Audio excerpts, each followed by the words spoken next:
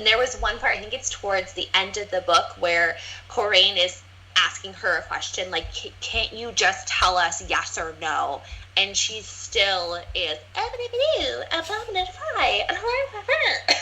and you're like, she's worthless. Just drop her off like old baggage somewhere, because she ain't gonna make it. Welcome to the Novel Universe with your hostesses Ashley and Dawn. We rate and review the newest and most buzzworthy books. We are true book club girls who don't always agree, but do enjoy a good book discussion. I'm Ashley, the fantasy architect. And I'm Dawn, the criticizer of books. Grab your favorite beverage and come and enjoy our universe. Hey everybody, and welcome back to the Novel Universe with your hosts Dawn and Ashley. And we are trying to do this on YouTube this time. We'll see if this works. If not, this is all for nothing. All right. For this podcast, first I want to apologize for any music in my background. I have noisy neighbors and they have decided to play their music very loud today. So sorry if you hear that.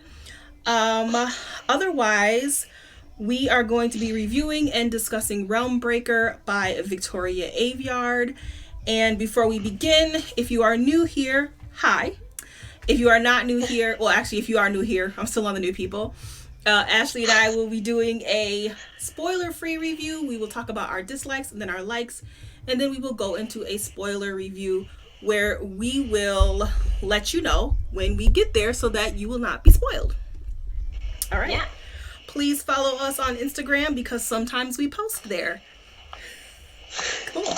Sometimes. Very, like a few times. All right, so let's get to the synopsis of Realmbreaker. I'm going to try and talk loud over my noisy neighbors. And here it is. A strange darkness grows in Allward. Even Coraine on Amarat, I don't know how to say any of these names, can feel it. Tucked away in her small town at the edge of the sea, she soon discovers the truth. She is the last of an ancient lineage, the last hope to save the world from destruction. But she won't be alone. Even as darkness falls, she is joined by a band of unlikely companions, a squire forced to choose between home and honor, an immortal avenging a broken promise, an assassin exiled and bloodthirsty, an ancient sorceress whose riddles hide in eerie foresight, a forger with a secret past, a bounty hunter with a score to settle, and together they stand against a vicious opponent, invincible and determined to burn all kingdoms to ash, and an army unlike anything the realm has ever witnessed. Yes, you heard it, folks. There are like 20 characters in this book. Yikes. Oh, man.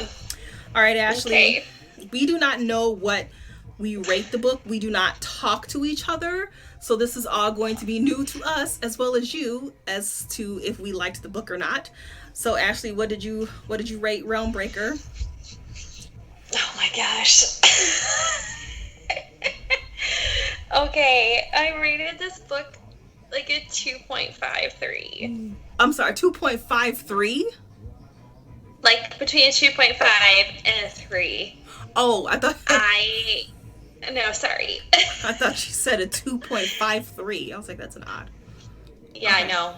That little third tenth of a point. Yeah. This was not a favorite of Ashley's. Yeah, Ashley is the fantasy architect, so I'm interested to hear what you thought of this world, which is quite big, by the way. Mm-hmm. Yeah. Mm-hmm. Well, I gave it a 3.5. So usually we flop. Usually we flip, and I'm the lower end, and you're the higher end. So this is interesting. Yeah, I gave it a 3.5. Ashley has certain stipulations, like Dawn has certain stipulations, and a lot of mine were not met. This was a book that I had a really hard time getting back into, and I think it might have been because of how dense this world is. You can't just pop out for a hot second. You got to just keep trudging along, because when I would like have a longer reading period, I would be okay, but then if I got out of it to get back in, I just lost all sense of to keep going. Okay. So that is part of the reason why it is rated what it is. I feel like a 2.5 might be too harsh. I don't know. Hey. Usually I'm not this harsh with ratings. I mean, No, you're not. I went really back and forth with what I was originally going to give it a 3.5, and I was like, I just really didn't like it enough to give it that. Yeah, considering that that I skip read through the second half of the book, and I still gave it a 3.5. I did not. If I would have skip read, maybe I would have had a higher rating. Yeah, I totally skip read this book. Okay, so what we're going to do is we're going to start with our dislikes, but we're going to go through the characters first because there are so many of them, and we're going to talk about them individually without spoiling anything. So let's start with, the main character. I was calling her Coraline. I read the book, and I was just saying everybody's name wrong. And I don't know if you do this, but when I read a book, and if I say the person's name wrong the first time, that's it. It's going to be that it don't matter. It's going to be that for the rest of the book. No. 100%. Okay. If I call you Jay, your name is Jay. If I can't pronounce it and I say, like, that's your name. Yeah. I got it. But the main character that we follow, who's supposed to be like our main person, is Coraine. She's an Amarat. Apparently, that's how we pronounce that whole thing. She's like the last of this ancient lineage, the last hope, last Jedi style girl there. And apparently she's a pirate daughter, but there was no referencing to piratism, if you will, at all in her background. Her mom's a pirate. Her mom's a pirate. Yeah. But that's it. Yeah, she's not. There's no shippery timbers and ahoy, whatever. Okay, and then the next guy is Andrew Trellin. Yeah. Is that how you say his name? Andrew. The Squire. Wait, are we just gonna describe who they are? Or are we gonna give our review of them? Because I think we should give a review.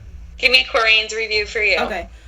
I thought that in the beginning of the book, with her and her mother, the dynamic was good.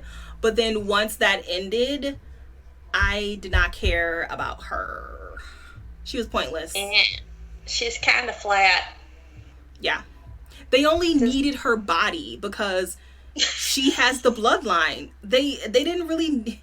If they didn't need her body, then she wouldn't have been important. And I don't feel like that's a good thing. Yep. I have some other things that I want to say on that once we get to the spoiler part, but okay.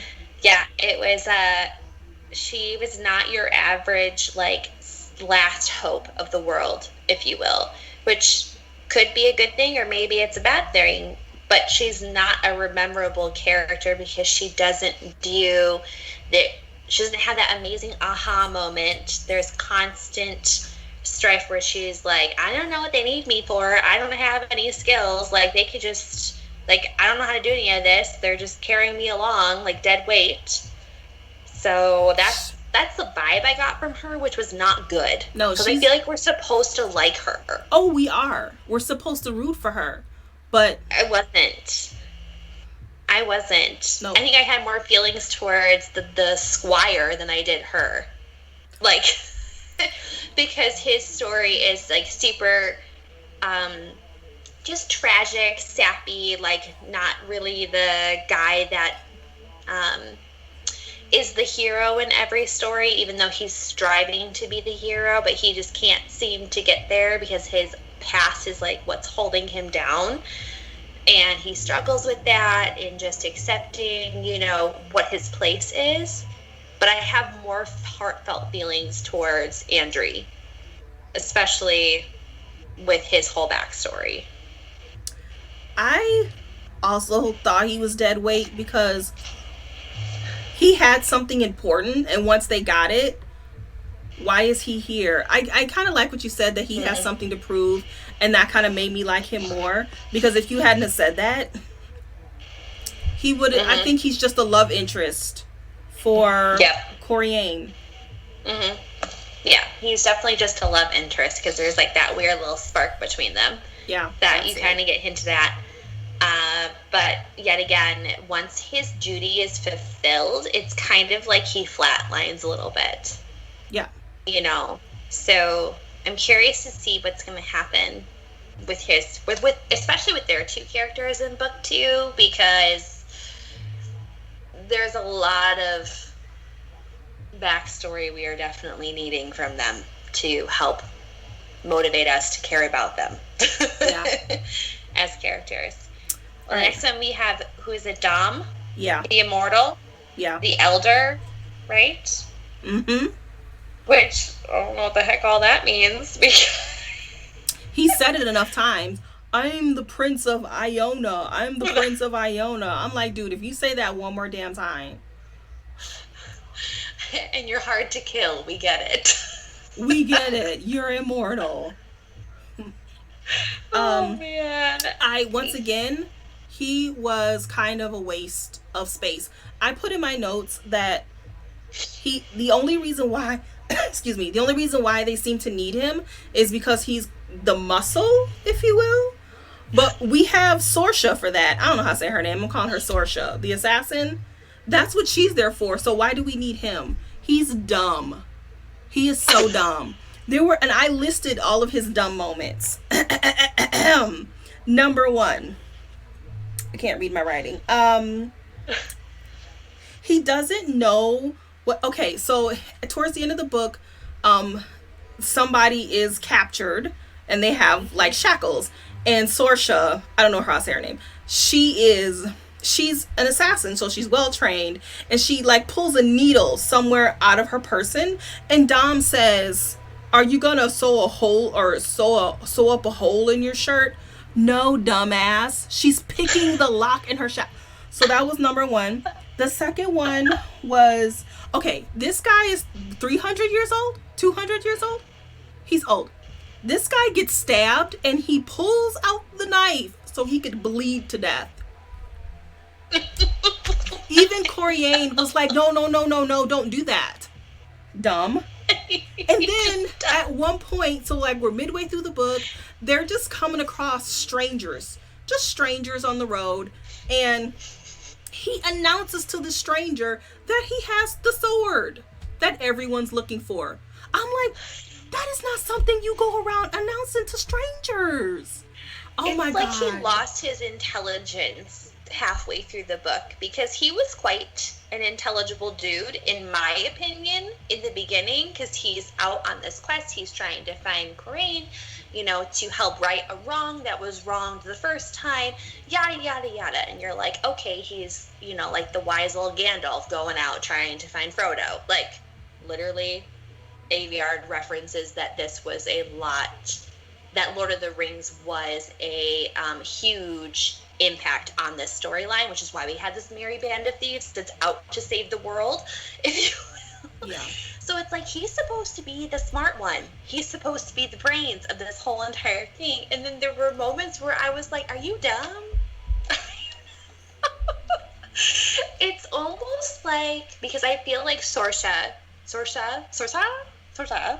the assassin, I feel like she's his love interest, and so she like literally makes him tongue-tied and stupid because he doesn't know how to act around her, because I feel like all of his dumb moments are when she's around, and he's always like, oh, she would just die in the middle of the forest and be fine, no one would be looking for her, yada yada.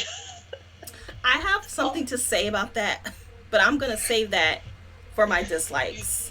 Let me make a note of that. I'm gonna say that. Do it. Okay. All right. Who's next? Sorsha. Okay. So the assassin. Sorsha. Her mysterious backstory was far more interesting than her in the moment. They just kept hinting at all this amazingly mysterious stuff, and I'm like, but nothing was answered. I was doing some skip reading. Was anything answered? No, nothing. I think we learn like what guild she's been exiled from, but we still don't exactly know why. What she did. The why has never been answered. There's some all more the skepticism. Yeah, there's some more stuff we can talk about her in the spoiler, but yeah, I didn't, and because of that, I didn't like her, and she was really bitchy to Dom for no reason. And once again, we can talk about that later because I have something to say about that. But yeah, she's like in the epitome of someone who's like really smart but super bloodthirsty and is kind of just letting her revenge get in the way of her wits. Because she has these moments, which we can talk about in the spoiler part, that you still are, that you're like, oh, well, she's not the dumbest bulb in the box. No, she's not dumb at all. She really is smart in what she's doing and her reasoning behind it. But we never find out what the why. So you're left guessing and trying to pull out her character and her personality traits and why this is the way that it is, and there's just no connection to it. It's just left all up in a question mark. Yeah, I don't like when authors do that. Like, I understand you have to have some mystery for the next book, but give us something. You have to answer something. Why was she kicked out of her guild? And there were like 3 or 4 other questions that could have been answered in this book, and she doesn't answer any of them. Nope. Okay, so the next one is the witch, which is Baltic, right? Is that how you say her name? Baltic? Yeah, who cares? She's just Dumbledore. And the worst part of Dumbledore, because she's the Dumbledore who knows all the answers, but makes Harry figure it out on his own. Just tell us already. Stop with these riddles already. Just say it. It's just riddle after riddle. Like, she literally speaks in riddles all the time. And there was one part, I think it's towards the end of the book, where Coraine is asking her a question, like, can't you just tell us yes or no? And she still is, and you're like, she's worthless. Just drop her off like old baggage somewhere because she ain't gonna make it. She, once again, in the first half of the book, she does something interesting and you're like, oh. And then second half, booty. Big booty. Okay. Who's the next one? I say we skip the forger and the bounty hunter because they don't come into the book until the last 20%, and who cares? Skip them. Let's go to Erida. Are we going to Erida? Well, she's a character. She has her own chapters. We'll just say that she is the queen of Alward? No. Alward? Alward is the whole thing. She's the queen of Galland. Yeah.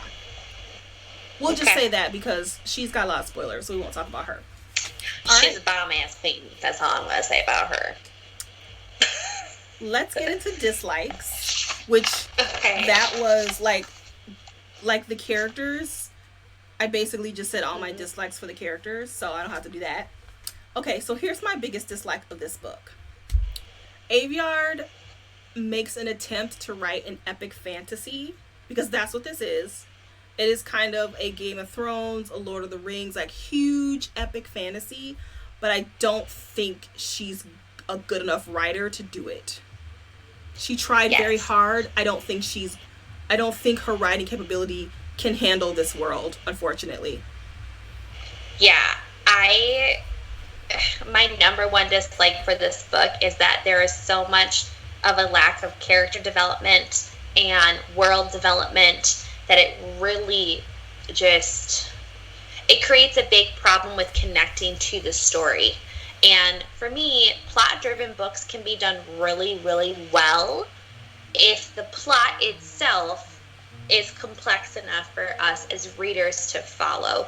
When you're trying to mix in 7 different characters and their POVs and their little backstories that you don't really get anything of, you're kind of just left like wanting more. I was never satisfied when I was reading, and that was my biggest qualm with this book. I have no connection to any of these characters except for one of them who was enticing to me to read.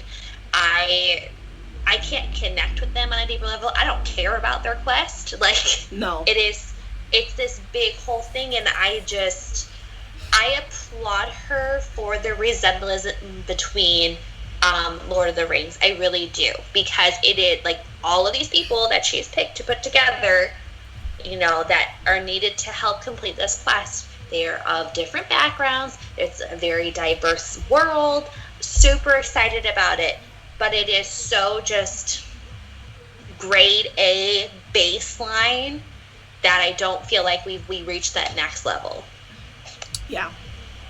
That she's lacking. I think her problem is that she tried to cram a lot or most of this world into book 1, whereas she should have taken like the Bardugo approach or Cassandra Clare, where she has a huge number of books and expands the world with each book. I think she would have been better off doing it that way instead of trying to explain her entire world in a 30-page prologue. Yes, 100% agree. Because my next dislike, and this is because I did not have this item. I didn't have a map. I didn't know where the heck I was half the time. This world is so big. It is so big. And I had no map. Oh. Could not tell you how far, you know, they were traveling, how long the different distance was. I listened to a booktuber who was explaining, she's like, oh my gosh, this map is so helpful because you could see how long it took them. And I was like, wish I had it. I wish I had it. It didn't come with ours. No. No. Which stunk really bad. Yeah. I tried to look it up online, but then when you expand it, because you have to see the smaller, it blurred out. And so I couldn't see anything. And according to some booktubers, this was different continents of land masses. And I just couldn't wrap my head around it. So I gave up. Yeah, I did too. What was another one of yours? The pacing was odd. So this book is almost 600 pages, and the prologue is 30 pages. Like, it's a long prologue, and then there would be these 10-page action sequences. It felt like she was anticipating that this was going to be turned into a movie or a show. So she's going to write these very long action sequences with Saoirse and whoever else she's with. But it was way too long. And then it's like it took them 500 pages to get to the place where they're finally supposed to get to. Okay, so it took them 500 pages to find out where they're supposed to go. And then to get there, it took them 3 pages. I was like, really? Okay. It was just... I know. It was bananas. It reminds me of some other books we've read where we're still traveling along down the road. Doop-a-doo-boop-a-doo-boop. Here we go. Yeah. Let's see. I got lost a lot in this book. There was just a lot of disconjointedness happening. I just got lost. I didn't know if I was supposed to be like excited about like the characters or the plot or where we were going or finding the other merry band of the thieves. There was just a lot that was happening. I was having very similar flashbacks to when we read, what was her name? It was another adult fantasy book that we read, and I was having a hard time like connecting to the book. N.K. Jemisin's book. Okay. Because I would pop out, and then all of a sudden it was like, you gotta go way back in there. Mind you, N.K. Jemisin's book was way better written than this was because of N.K. Jemisin. So, but I was having that struggle again, and when that happens for me, when I'm not wanting to be immersed in a book, I actually don't want to do it. It is taking way too long to put myself back into this book. Yeah. I have like littles. Well, I guess it's not little stuff, but Aveyard does this thing and this kind of goes along with the pacing, she does this thing where the character is told some very important information and they believe it immediately without question. I hate that. You have an almost 600-page book. She can ask a couple questions. It's okay. I hate that. You've got room to grow. Yeah. I also, this is a like and a dislike. So there are several adults in this book, and there are like over 30. However, the adults are immature. And I would have to remember that Dom is 300 and Sorsha is 35 and Sigil and Charlie are in their 30s, but because they acted like they were 17. And that's bad writing, unfortunately. If you can't write an adult character, then don't. Yeah, because there were certain moments where I was like, is this supposed to be like adult? Like new age adult? Like, yeah. Am I missing something? Because the main characters were written so mature, and then there would be the other ones that are supposed to be older, and you're like, why do they sound like they're 10 or 12? Like, just these weird little, like, well, she hurt me, and he pulled my hair, and he doesn't want to help me. Like, there was just, like, a lot of that, like, bickering going on. Yeah. I was like, who are you, and how old are you? Exactly. Yeah. Like, something that I ask my kids all the time, like, how old are you? This next one is sort of like a little nitpick here. I felt like the story just got started towards the end of the book. I feel like we really were able to take off, and then all of a sudden the story was ending. And this book does leave you on a cliffhanger because it's part of a trilogy. Of course, it's going to have some drastic ending, but the momentum of this book, like Dawn was talking about with the pacing, it really was struggling in some areas, because if I'm just now getting into this book at page 500, there's a problem. There's a problem with the pacing. Yeah. Because then I was like, well, great. I've wasted all this time. And they just started to answer one question. This is great.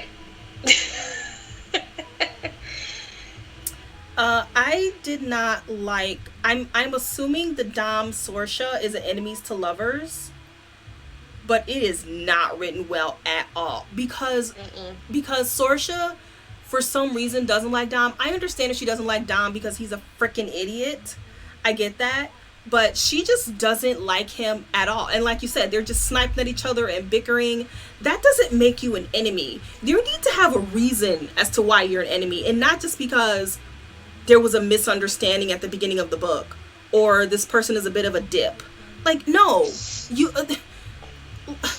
like, a good enemies to lovers, there's a good reason why they're enemies, and then they become lovers. So I don't know why she thought she could write enemies to lovers, but it just did not land at all. It was bad. No, and what's stunk too is that I was pining for them. I was like hoping for the moment where it would pop out as to why they're irking each other so badly. And then when it didn't, I was like, why am I still struggling with this? Like, it wasn't a Cassandra Clare moment where you're like, yes, come on. You know you want them to. You're so ready for it. Yeah. You know, because Cassandra Clare writes really good character relationships. She just does. So you're all in it for everybody. But this one, it was like the fact that this book is not a romance, it is literally just pure fantasy. It is a epic fantasy world, if you will. This having this hidden romance in the background, I don't think helped, because I think she was trying to have it so you were connecting with the characters to kind of move the story along. Well, guess what? I'm not excited about anybody's romance. I don't care.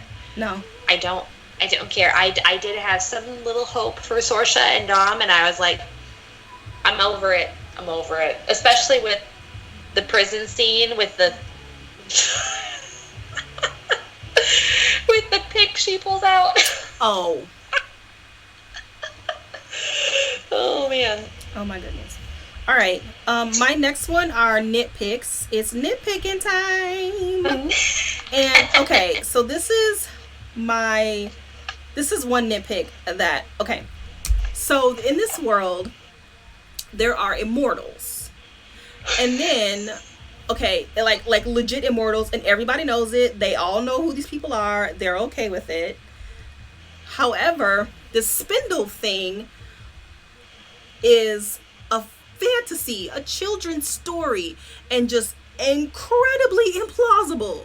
You have immortals, but you can't believe that there's something that can open other realms, but you believe in immortals. That doesn't make any sense. So I that's a nitpick, but it's like, if I know someone is immortal, then I'm believing everything you tell me. Dragons can fly and they're coming to dinner? Sure. What do they like to eat? Like, I'm believing everything you say. If you're 300 years old, I'm believing you. Yeah, but it's almost like the immortals were the dumb ones. Oh, they were. Because this is a nitpick for me, is the fact that there was so many fantasy things, but there was like a sprinkle of magic. Like, the magic was questionable, but yet having the immortals wasn't. They just exist. Yeah. So the whole idea of this spindle and basically it not working, I think I think Aveyard had described it as what would have happened if the Fellowship of the Rings failed. Yeah, I watched that video too. That was the whole point of the spindle thing. Yeah. It's like, oh, I kind of get that now. But it's almost like there's this weird whimsicalness about the spindle that no one can believe. It's like us believing in unicorns. Yeah. Right? That they exist. That's exactly what it felt like. But yet you have people who are walking the earth that are older than trees in your backyard. You know? Yeah. So there was just this weird disconjointedness that it bothered me so much. And then the immortals came from a different realm. Well, yes. How do you think they got there? They just fell from the sky? No, dummies. They came through a rip in the earth. Like, how do you think they got there? A spindle. It doesn't make any sense. I unzippered this cloud and we fell out. Oh my goodness, just like a rainbow. Uh-huh. No. Oh man, okay. Any other nitpicks? My other nitpick is, okay, so I guess I already kind of said it. Yeah. There were so many questions unanswered. Mm-hmm. That was my last one. Mm-hmm. Yeah. Yeah, I think I've said all of mine. Yeah. All right. Well, let's get into likes. Our likes. Okay. Go ahead. What'd you like? This book has literally the best prologue I have ever read to a book. Wow. And I say that because I was immediately like, what is happening? And why is this? There's these twin brothers and they're fighting, and one's coming from power and one's coming from, a farmer or whatever. And like, what is going on in this whole entire thing? I was very invested in the prologue. And then when we jumped into the actual characters of this book that we're supposed to follow, I was like, I feel like I just stepped out of a different realm in and of itself. Yeah. So that part was incredibly well done from a fantasy world perspective. I was like instantly there. Like, okay, we're at this big battle, with all the mountains around us and like the world's ripping in half and we're letting things in and out and things are happening. Dead's being raised from the ground and blah. It's great. That was one of my first likes of this whole thing. I liked the idea, kind of going along what you're saying. And that's the reason why I gave it such a high rating for Dawn. 3.5 is high for... Yeah, it's kind of high for me for this type of story. Considering all the dislikes I said, giving it a 3.5 is pretty good. But I like the idea of the different realms and dimensions can come over. I like that it's a very simple plot, that they just need to stop the spindle, It's very simple, which I appreciate. I like a good simple plot, and then the rest of the stuff is complex. So I did like the idea of it, and there's other things in this book that I liked that we can't say in the spoiler free, but I like that she kind of tried to do something different by putting adults in her book, which I thought, because usually these YA books, these teens are 17, and yet they know how to do everything with no adults around them. But in this book, she has adults in her book that kind of help them, because that makes sense. And she tried to do something different. She tried to write against trope. So I appreciate the attempt far more in this book than I would any other book. Yeah. I actually really enjoyed the fact that this book is like super diverse. And I say that because a lot of the characters come from very diverse continents and backgrounds and stories and stuff like that. So I appreciate the diversity that was spread throughout this book. Because she would explain those really well. Like, I knew what people looked like. And, to the best of my ability as someone who conjures characters in her brain. Yeah. But I enjoyed that it wasn't just one simple, continent that we were on. It was multiple continents that were on and floating through. That was my second to like. That was kind of, I'm pretty sure Game of Thrones is not the first world to do this, but that did kind of remind me of Game of Thrones, because the farther north you went up, the paler you were, and the farther south you went, the darker you were. So that's in Game of Thrones. I'm pretty sure other worlds do that too, but that's kind of what it reminded me of. But anyway, I liked Erida. She was my favorite character in the book. She wasn't in enough. I would have liked, I honestly, if this book was about her, I would have enjoyed it far more than what I got here. Yeah, no, 100%.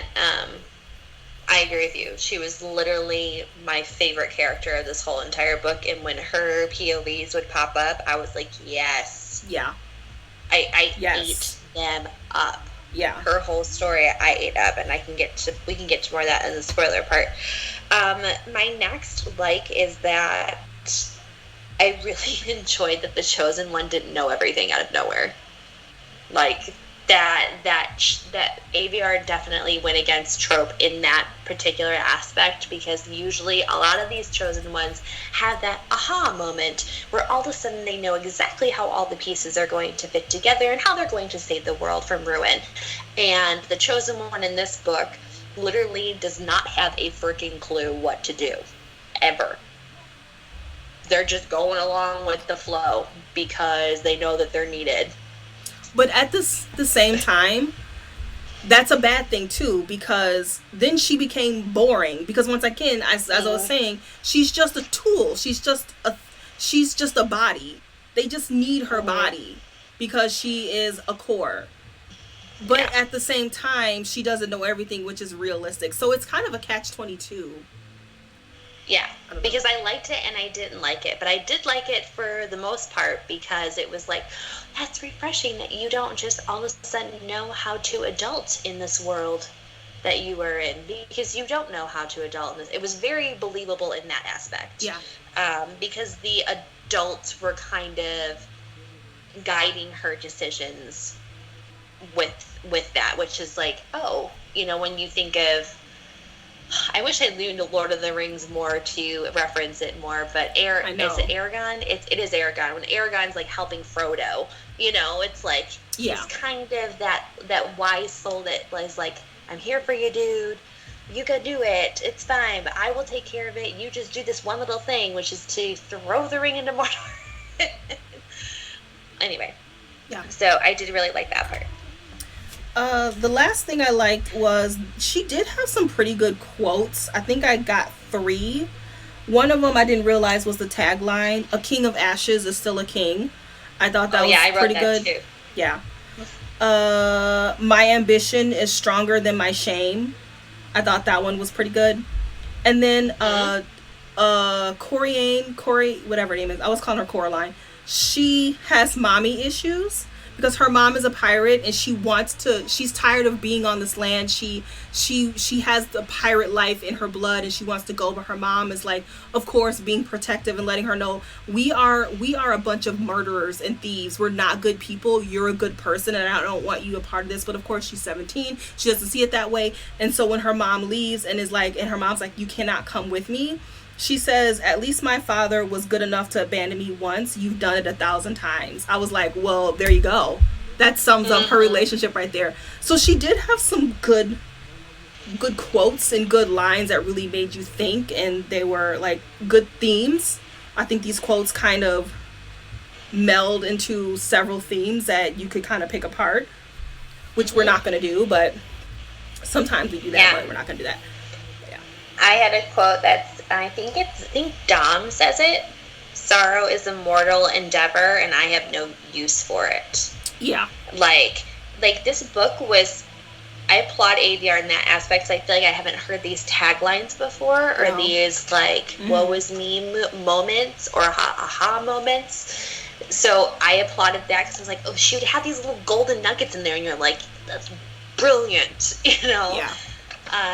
Let's see. And the villains, this is my last little thing. The villains in this story were super enticing. Yeah. I wanted to know everything about them. And usually I'm not, like, the person that's, like, rooting for the villains to win, but I was definitely rooting for the villains to win in this book because I had more information on them and they were more likable characters.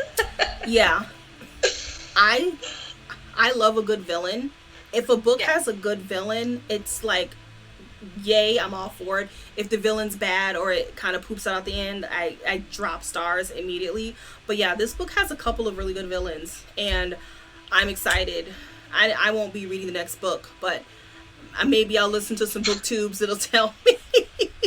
I don't like this book enough to read book 2. It's just too long, and if I have to follow Sorsha and the band of merry thieves, I can't.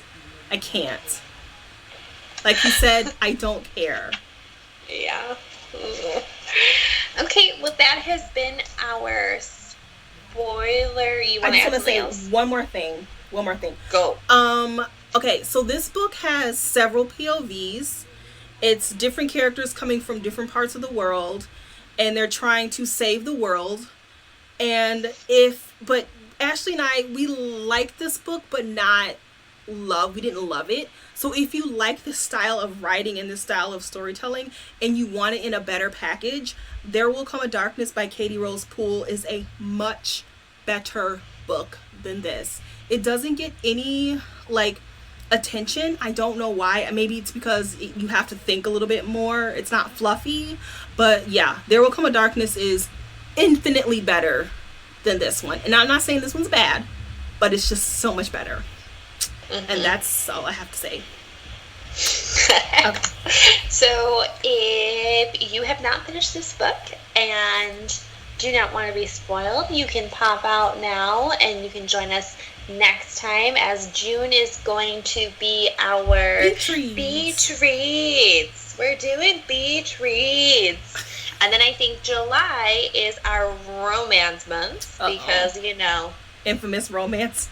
The infamous July romance month. So join us next time for our next podcast. And if you want to hang out and listen to what we have to say about the rest of this book, you can in 5, 4, 3, 2, 1. Should we talk about Erida? Yeah, I think we have to. Okay, so Erida did not get a lot of audio time previously, because if we would have told you any of this, we would have spoiled a bunch of the book. Yeah. Erida is the villainous queen, right? So she marries Tristan. We'll just call him Tristan. He's Tristan. Taristan, I think. And she basically marries him because it's all for the good of her kingdom, right? Like, she's trying to protect her kingdom and the title and whatever. Bullshit. No. She's not trying to protect her kingdom. She wants land. She wants to conquer because her father didn't do it. It's about herself, man. It ain't about her people. And that's why it's great. Yeah. That sounds great. So, but this is the facade that she gives off. Okay. She gives off the facade that she is, like, doing this all for the betterment of her kingdom. She even says, like, find me a guy to marry as long as he is useful to me and is not as smart or is smartish like me. I think she quotes something similar along those lines, like that. Can't remember. That he would have the same drive or something like that that she would in order to accomplish the things that she has set out to do for her kingdom, but is not going to overshadow her because she's the big prospect in this whole entire thing. So that was like a big cliffhanger that she, not cliffhanger, but that big pivotal moment where it was like she is like searching for a prince and whatever, and they're trying to get her on their team. The whole merry band of thieves is, and guess who walks out? The other villain himself. Well, before you get there, at first I thought Erida was a dumbass because Aubrey, what's his name, Andrew, he comes to her and he's like, hey, queen, there is some shenanigans going on out there. And she's like, I don't believe you. And don't tell anybody. We'll just keep it to ourselves. At first I was like, excuse me, do you really think that no one's going to find out about this? Is she really that dumb? Which I think she was. But she's helping Andrew, and, you know, his mom and everything. And she's so nice. I mean, she's a great character from the start. And I put it together 2 sentences before it happened, because when the 3 of them are in her chambers and they're like, and Andrew's like, see, I have people here to confirm what I'm saying. First of all, she agreed with them way too quickly. I was like, that was too quick. But I was like, I don't know, Corianne did the exact same thing, so maybe this is just bad writing. But then she says to Corianne, we can only walk the path in front of us. And I was like, that's not right. People usually say you have to create your own path. So I thought that was really odd that she said that. And because I was so focused on that, I didn't catch the sword comment. I missed it. Did you catch it? I didn't catch the sword comment until no, I did. Because he says it to somebody else. But she was like, oh yeah, and I'm carrying the sword as well. And I'm like, girlfriend, you just gave the whole entire thing away. But Erida Andrew knew. Looks at her and goes, I never told her I had the sword. Yeah, but did you catch her comment to Corianne? She was like, oh, do you have the sword? And Corianne's like, yeah, because she don't know. And it didn't occur to me that he only told his mom. He didn't tell anybody else. And I was just like, how did I miss that? But right before, as they were walking out, I was like, this is really odd. And I was like, I bet she's marrying Tristan, because it's very secretive as to who her betrothed is. And sure enough, man, it was, even though I guessed it was great. When he held her hand and was like, I never told her about the sword, I was like, oh my God, yeah. Yeah. No, that moment, I was like, I'm like, y'all get locked up right now. It's all happening. Guess what? You thought you were just gonna recruit her as number 5 in your posse, and it's gonna work out. Number 5. She's more like number 10 by this time. No, this is before the forager and the that's true. Bounty hunter come in. So she would be 5. She would have been 5. She would have been 5. But oh my gosh, that was like the best part. Yeah. I was like, you just sold yourself to the devil. She was okay with it though. But I did like her character because she definitely, like, I feel like I was more invested in her story because guess what? We got more things on who Erida was. You were personally connected to her. Like I said in the spoiler-free edition of our episode, that was my biggest caveat with this whole entire book, was the fact that I did not feel connected to any of the characters except for the villain. Why is that? You give me 6 other people to talk about, but the villain is the only one that I'm connected to. Is there a reason why? Even Tristan. I mean, we find out that he was basically orphaned. The elder just tossed him aside, and then he he worships what waits, or the devil, if you will. And he I love that. I love that, by the way. I was like, that's a great name for the devil. What waits? Well, the whole entire time I was like, who's what waits? And I was like, well, it has to be the devil.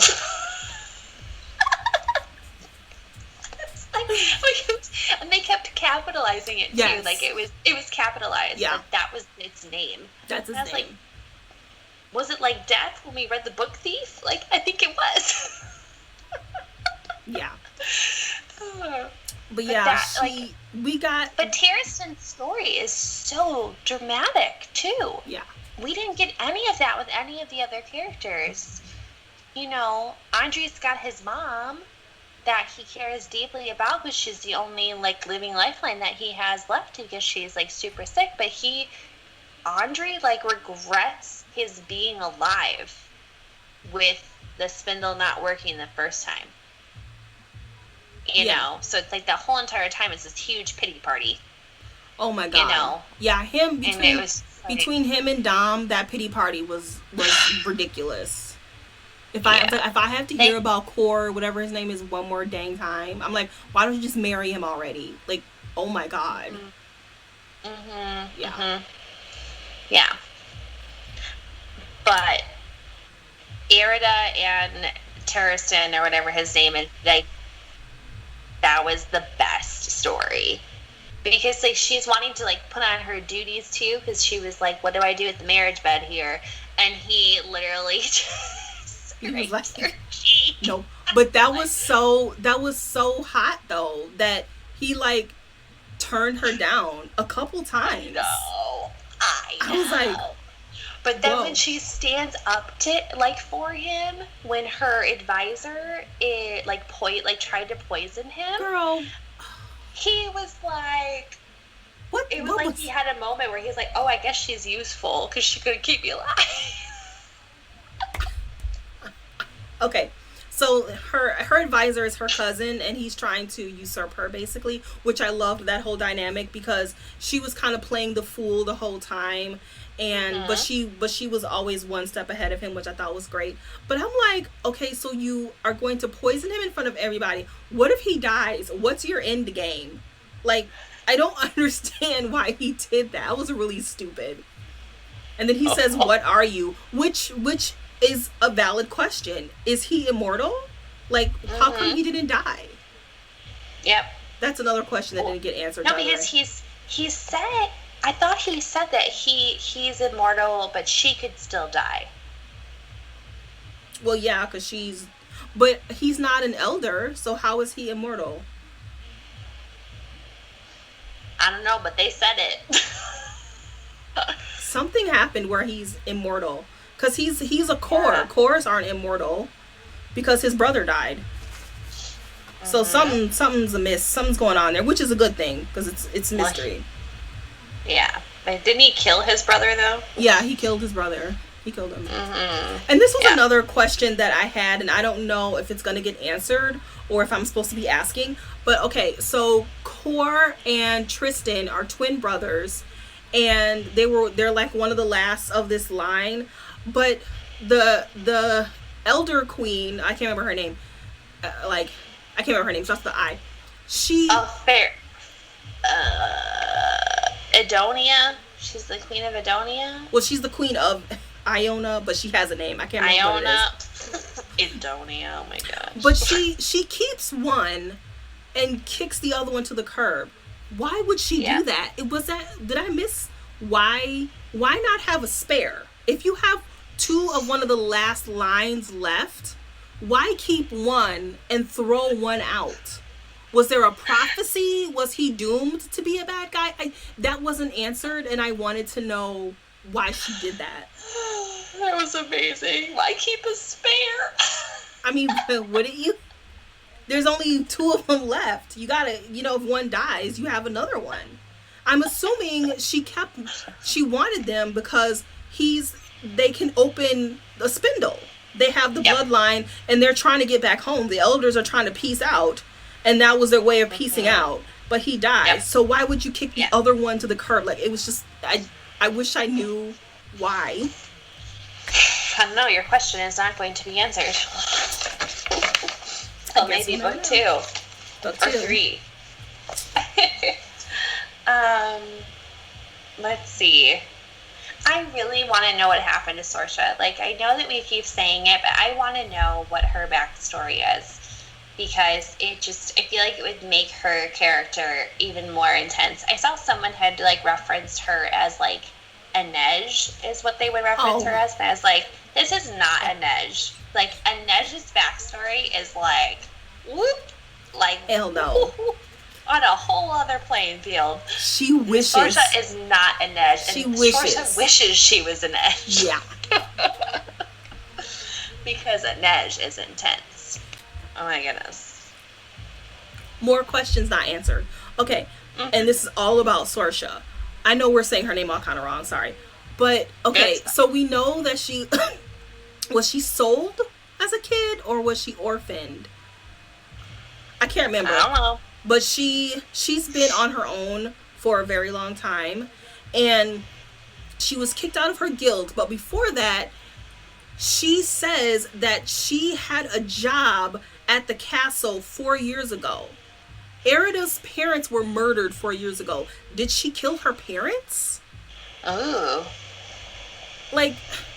Yeah, because she references that she knew how to get out of that prison. Yeah. And she knew her way around the castle. She had a job at the castle 4 years ago. Coincidentally, Erida's parents were killed. So I don't know if she was supposed to and she didn't, and that's why she was kicked out. I know that Erida's cousin had a hit on her, but her advisor paid it off. So I guess that wasn't why she would get kicked out. I don't know. But that's another question that wasn't answered. Why was she kicked out of her guild? Yeah. That's a good hypothesis, though, on that, because I would not have pulled that out. Well, it was in the first half of the book when I wasn't skip reading. Okay, here's a question I want you to answer. Hopefully you can answer. So I know what Erida gets out of Tristan, world domination. What does he get out of her? Ooh, I think he gets an easier way to move his armies how he wants to. Because he has the armies, and that was like the whole big main thing, was that he had the manpower. But you can't exert manpower without profitable cause, right? Like underneath an empire. So the fact that now he's married into an empire, his world domination is more of a feasible thing. Well, I thought he had an army. He had an army of zombies. So I was like, well, why would he need her army if he has an army of zombies? He don't need her. But, I mean, I guess that makes sense. It validates him. It makes him important through her. People will listen to him. Okay. Like, politically, yeah. He needs her. I was going to make a crude reference, but I'm not going to.